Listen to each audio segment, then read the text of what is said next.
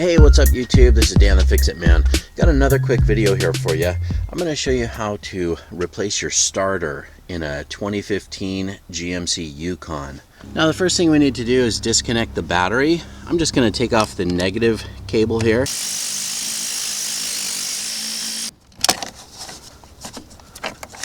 And just take that cable off and put it somewhere where it cannot make contact with the negative battery post. Now the starter is located on the passenger side. Underneath is the easiest way to get to it.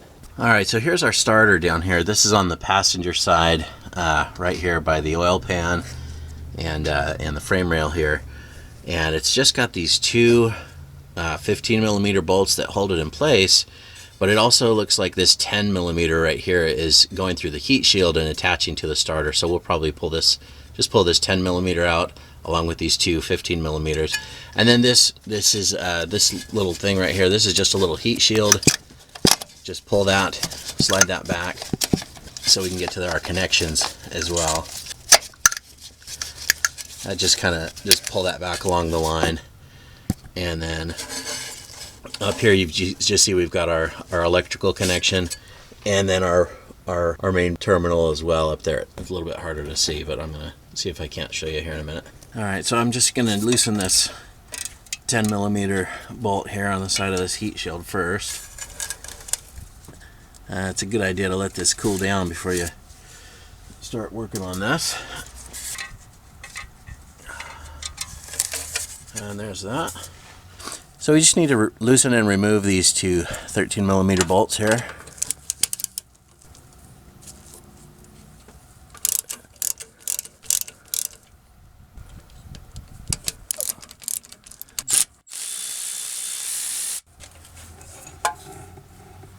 We'll set those aside.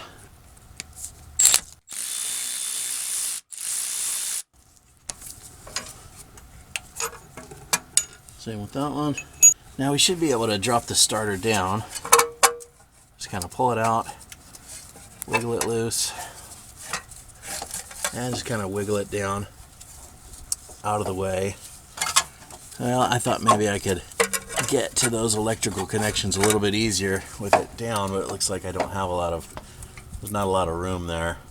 Nope, not a lot of room. Okay, I'm gonna change of plans here.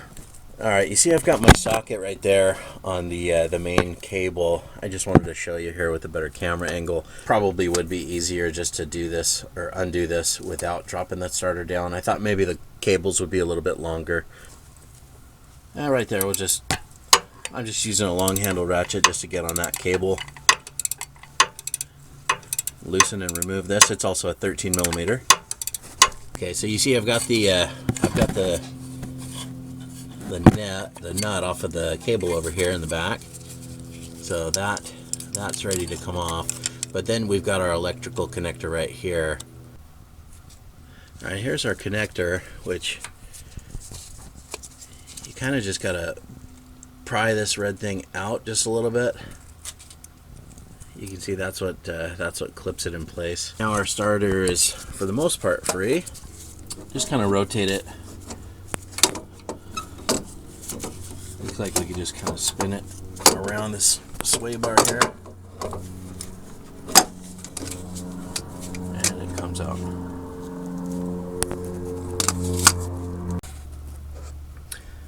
Okay, so you can see that's where the starter goes. Again, just making sure you got a good feel for everything. This is the little heat shield plate right here with that 10mm went through. Here's our main starter cable, and then here's our control. And that'll just snap right back on, and then just slide this heat shield back down. So we're ready to pop the new starter in. Alright, so we'll just come in with our new starter. Just try to wiggle it around these lines here.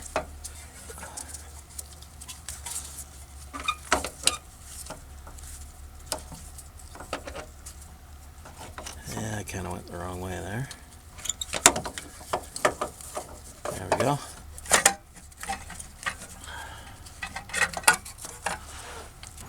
Alright, now I'm just going to get these, try to get these bolts in here, get them started.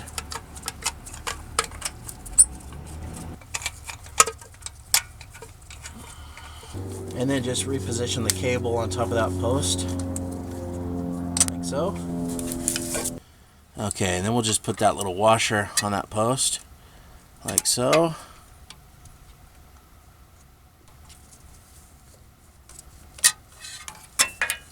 And then finally, that nut that goes on there. Let's see if I can't get that started. There we go.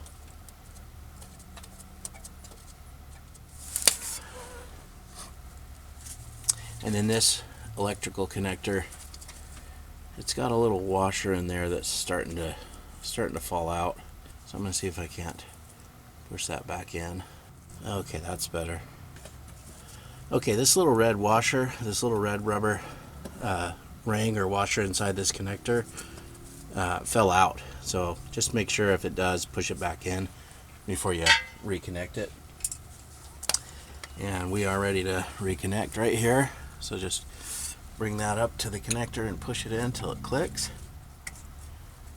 Okay, I'm going to see if I can get in here this 13mm and tighten that cable. That's good. And then we'll just need to tighten these two 13mm bolts.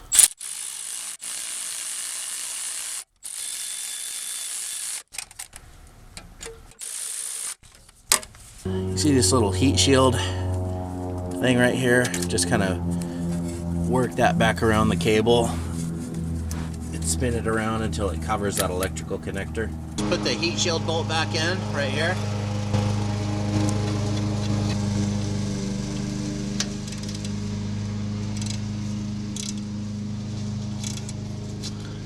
Okay, then we can reconnect our ground cable here. Alright, go ahead and start it.